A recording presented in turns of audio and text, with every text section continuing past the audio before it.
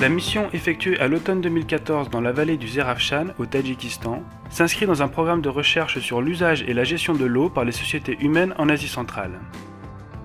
Nos opérations se déroulent autour du site archéologique de Sarasme, site classé depuis 2010 sur la liste du patrimoine mondial de l'UNESCO, qui témoigne de peuplements humains sédentaires au 4e et 3e millénaire avant notre ère et de l'essor d'un proto-urbanisme précoce parmi les plus anciens de la région. On se situe ici dans la moyenne vallée du Zerafshan, au nord-ouest du Tadjikistan.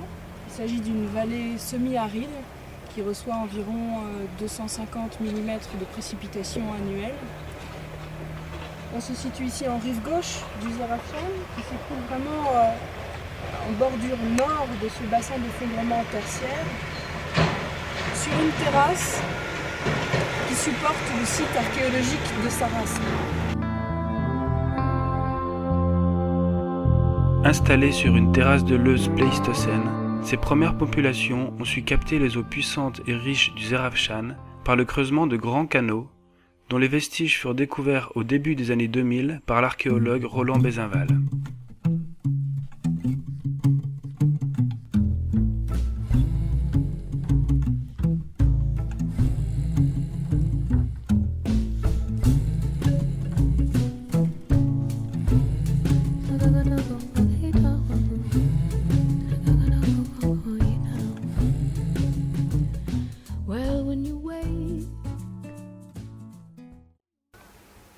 Qu'est-ce que ça veut dire, étudier des canaux, faire une étude géoarchéologique de canaux? Quel est l'intérêt?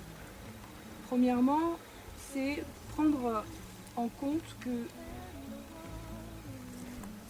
ces archives sédimentaires sont le résultat de dynamiques environnementales, mais également d'une volonté humaine. Mon objectif, c'est de montrer la gestion de l'eau qui est faite et dont ces séquences sédimentaires sont la conséquence. L'approche géoarchéologique mise en œuvre consiste en l'étude du remplissage sédimentaire des anciens canaux afin d'appréhender l'alimentation en eau des sociétés anciennes. Après avoir retracé la topographie des canaux dans le paysage et identifié les différentes générations dans la stratigraphie, chaque coupe sédimentaire fait l'objet de différents prélèvements pour des analyses futures en laboratoire.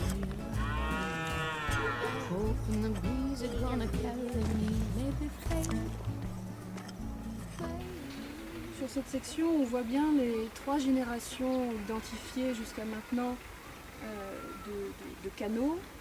On a une première génération ici qui se matérialise par la limite des Leuze sur environ 25 à 30 cm de puissance. Puis on a un canal de 2e génération qui est recreusé dans le remplissage du plus ancien. On en voit ici les limites.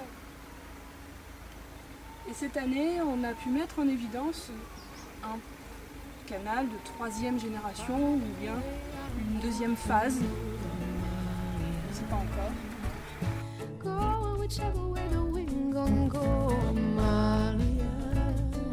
L'objectif de ce travail est de faire parler les sédiments pour percevoir les dynamiques socio-environnementales en œuvre à ces époques, caractériser l'ingénierie hydraulique des sociétés humaines et leurs systèmes d'irrigation, retracer les paramètres hydrologiques enregistrés dans le remplissage des adductions d'eau, reconstituer les paléo-environnements et les événements géodynamiques contemporains de l'utilisation de ces canaux. Les premiers résultats que l'on a obtenus, notamment de l'analyse micromorphologique, c'est la mise en évidence d'événements sismiques qui se matérialisent dans le remplissage sédimentaire par ces figures de déformation des sédiments, des déformations souples, sans cassure des lamines. On en voit une très bien ici, pluricentimétrique. On est dans une vallée qui est active sur le plan sismique, affectée par des séismes annuels.